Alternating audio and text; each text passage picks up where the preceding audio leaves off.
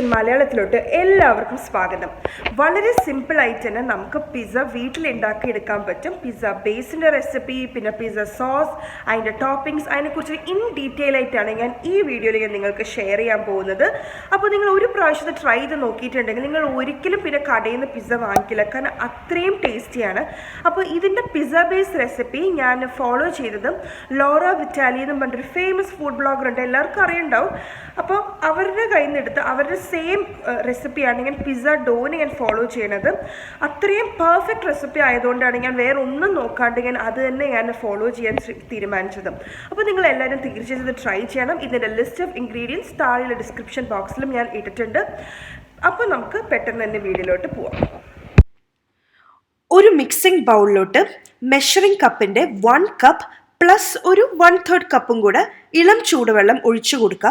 ഒരുപാട് ചൂട് കൂടാൻ പാടില്ല വെള്ളത്തിന്. കാരണം എന്താണ്, നമ്മൾ ഇനി ഇതിലോട്ട് ഈസ്റ്റ് ചേർക്കാൻ പോവാണ്. ഞാനിവിടെ ആക്റ്റീവ് ഡ്രൈഡ് ഈസ്റ്റാണ് ചേർക്കുന്നത്. 2.25 ടീസ്പൂൺ ഈസ്റ്റാണ് ചേർക്കുന്നത്.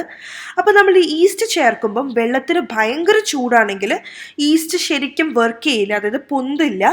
അതേസമയം ഈ വെള്ളം പച്ചവെള്ളം പോലെയാണെങ്കിൽ പോലും ഈ ഈസ്റ്റ് ശരിക്കും ആക്ടിവേറ്റ് ആവില്ല. അതുകൊണ്ട് ഒരു ലൂക്ക് വാം വാട്ടർ, അതായത് ഇളം ചൂടുവെള്ളം ആയിരിക്കാൻ പ്രത്യേകം ശ്രദ്ധിക്കാം.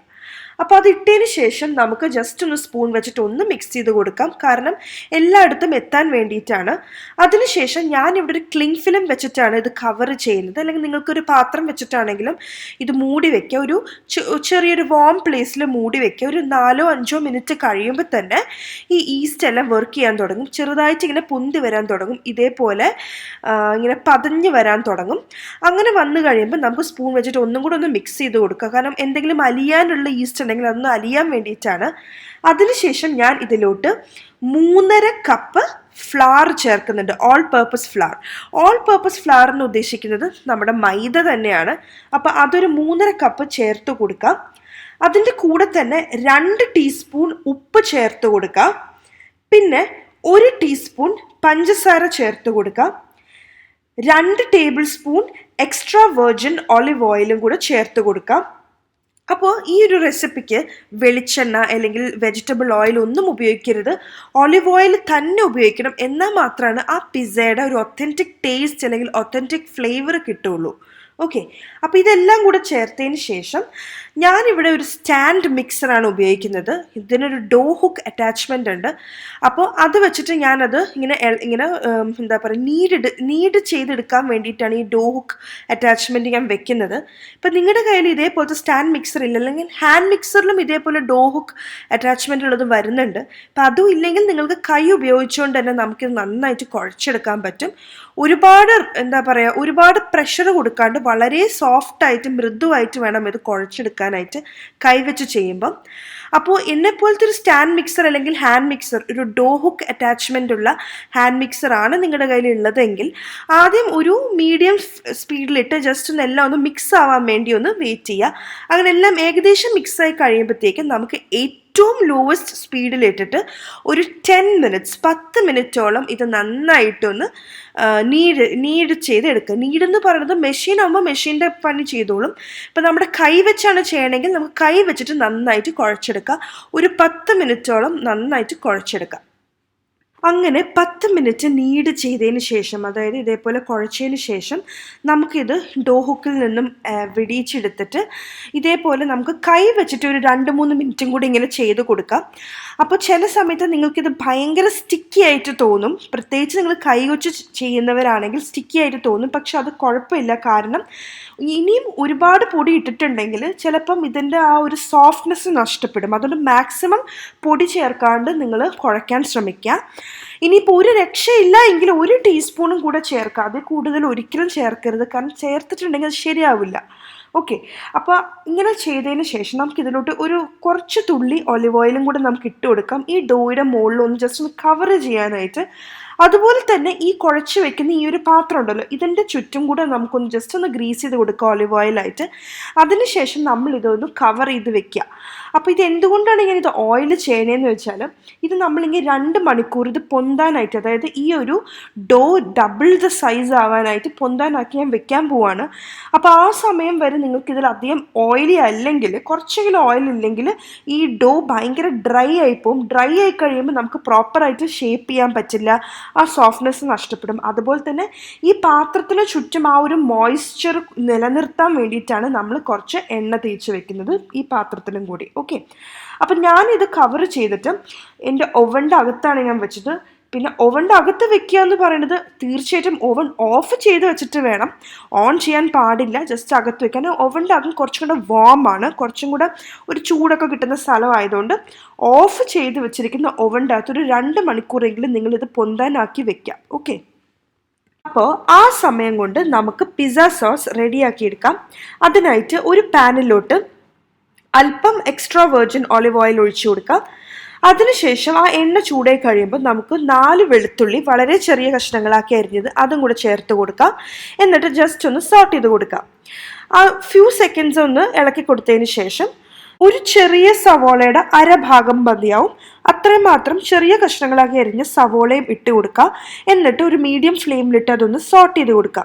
അങ്ങനെ ആ സവോള ഒരു ലൈറ്റ് ബ്രൗൺ കളറായി തുടങ്ങുമ്പം ഞാനിവിടെ 2 മീഡിയം സൈസ്ഡ് ടൊമാറ്റോ ഞാൻ മിക്സിയിൽ അടിച്ചെടുത്തതാണ്. അപ്പോൾ ആ ഒരു പേസ്റ്റ് നമുക്കിതിലോട്ട് ഇട്ട് കൊടുക്കാം. അതൊന്ന് ഫ്യൂ സെക്കൻഡ്സ് സോട്ട് ചെയ്യുക. ഇതിൻ്റെ കൂടെ തന്നെ ഞാൻ 1/2 ടീസ്പൂൺ കാശ്മീരി ചില്ലി പൗഡറും ആഡ് ചെയ്യുന്നുണ്ട്. അത് ഇതിൻ്റെ എരിവിന് വേണ്ടിയിട്ടും പിന്നെ ഇതിൻ്റെ ഒരു കളറിനും കൂടെ വേണ്ടിയിട്ടാണ് ഞാൻ ചേർക്കുന്നത്. അപ്പോൾ അതും കൂടെ ചേർത്ത് കൊടുക്കാം. പിന്നെ ഇതിൻ്റെ കൂടെ ഞാൻ 1 ടീസ്പൂൺ ഇറ്റാലിയൻ സീസണിങ് ചേർക്കുന്നുണ്ട്. അപ്പോൾ ഇറ്റാലിയൻ സീസണിങ് എന്ന് പറഞ്ഞ് ഇതേപോലെ ചെറിയ കുപ്പികളിൽ എല്ലാ സൂപ്പർ മാർക്കറ്റ്സിലും ഇപ്പോൾ അവൈലബിൾ ആണ്. ഇനിയിപ്പോൾ നിങ്ങൾക്കത് കിട്ടിയില്ലെങ്കിൽ നിങ്ങൾക്ക് പാസ്ത സീസണിങ് എന്നും പറഞ്ഞ് കിട്ടും, അത് ചേർക്കാം.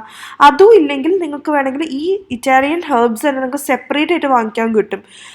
ഇങ്ങനെ ബേസിൽ, പിന്നെ തൈം, റോസ്മേരി എന്നൊക്കെ പറഞ്ഞ് പല ഹെർബ്സ് നമുക്ക് വാങ്ങിക്കാൻ കിട്ടും. അതും ഇതേപോലെ കുഞ്ഞു കുപ്പിയിൽ അതുണ്ടെങ്കിൽ അതെല്ലാം കൂടി ഇട്ടാലും മതിയാവും. ഓക്കെ, അപ്പോൾ നിങ്ങളുടെ സൗകര്യം അനുസരിച്ച് നിങ്ങൾക്ക് ഇഷ്ടമുള്ള അത്രയും ഈ സീസണിങ്സ് ആഡ് ചെയ്യാം. പിന്നെ ഇതിൻ്റെ കൂടെ തന്നെ നമുക്ക് ആവശ്യത്തിന് ഉപ്പും ചേർത്ത് കൊടുത്ത് ഒന്ന് സോട്ട് ചെയ്ത് കൊടുക്കാം. പിന്നെ നമ്മൾ ഇതിൻ്റെ കൂടെ ഈ ടൊമാറ്റോയുടെ ടേസ്റ്റ് ഭയങ്കര ഒരു അസിഡിക് ടേസ്റ്റ് ഉള്ളതുകൊണ്ടും ഈ ടേസ്റ്റ് ഒന്ന് ന്യൂട്രലൈസ് ആക്കാൻ വേണ്ടിയിട്ട് നമ്മൾ ഒരു 1/2 ടീസ്പൂൺ ബ്രൗൺ ഷുഗർ ചേർക്കുന്നുണ്ട്. അപ്പോൾ ബ്രൗൺ ഷുഗർ വളരെ ഇമ്പോർട്ടൻ്റ് ആണ്. സപ്പോസ് നിങ്ങളുടെ ബ്രൗൺ ഷുഗർ ഇല്ലെങ്കിൽ സാധാരണ ഷുഗർ ചേർത്താലും മതിയാവും.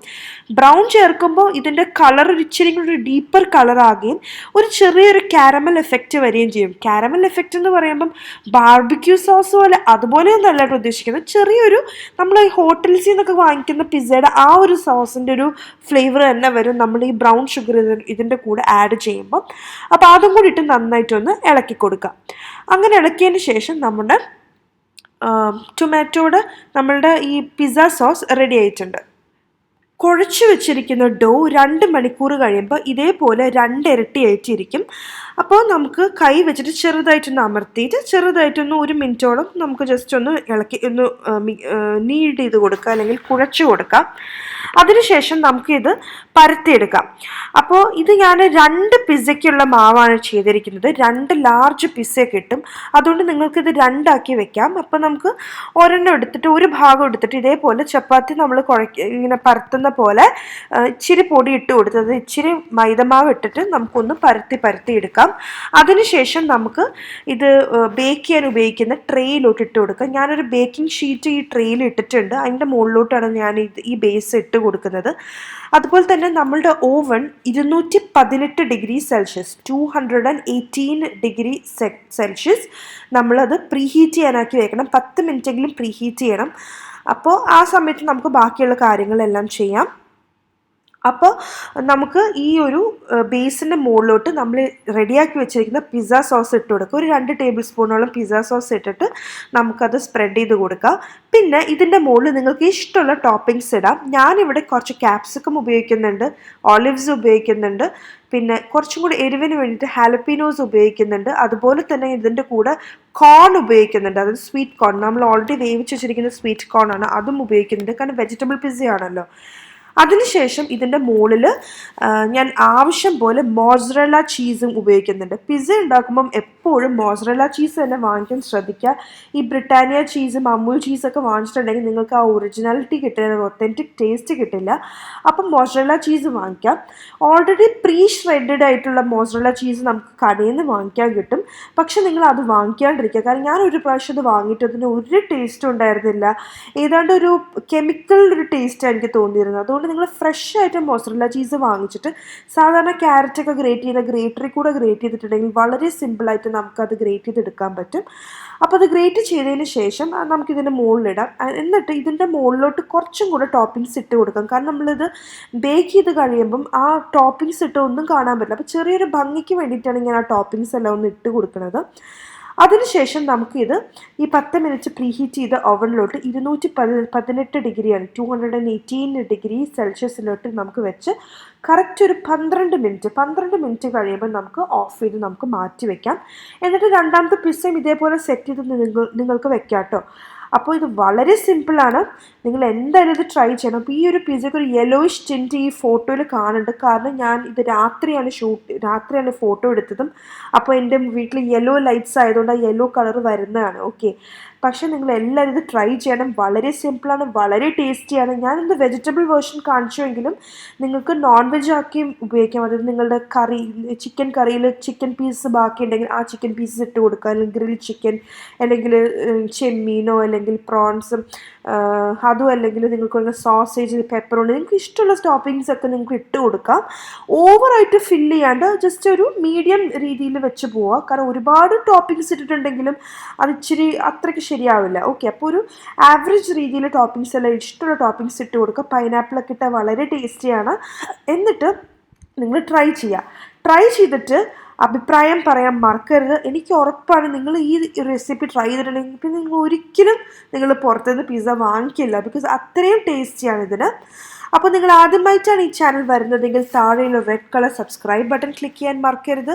അതിൻ്റെ തൊട്ടടുത്ത് തന്നെ ഒരു ചെറിയൊരു ബെൽ ഐക്കൺ ഉണ്ട്. അതുകൂടി ക്ലിക്ക് ചെയ്താൽ മാത്രമാണ് ഞാൻ എപ്പോൾ ഒരു പുതിയ വീഡിയോ അപ്ലോഡ് ചെയ്യുമ്പോഴും നിങ്ങൾക്ക് നോട്ടിഫിക്കേഷൻ കിട്ടും. അതുപോലെ തന്നെ നിങ്ങൾക്ക് ഈ വീഡിയോ ഇഷ്ടപ്പെട്ടിട്ടുണ്ടെങ്കിൽ തീർച്ചയായിട്ടും ലൈക്ക് ചെയ്യാനും ഷെയർ ചെയ്യാനും മറക്കരുത്. Thank you so much for watching. Bye.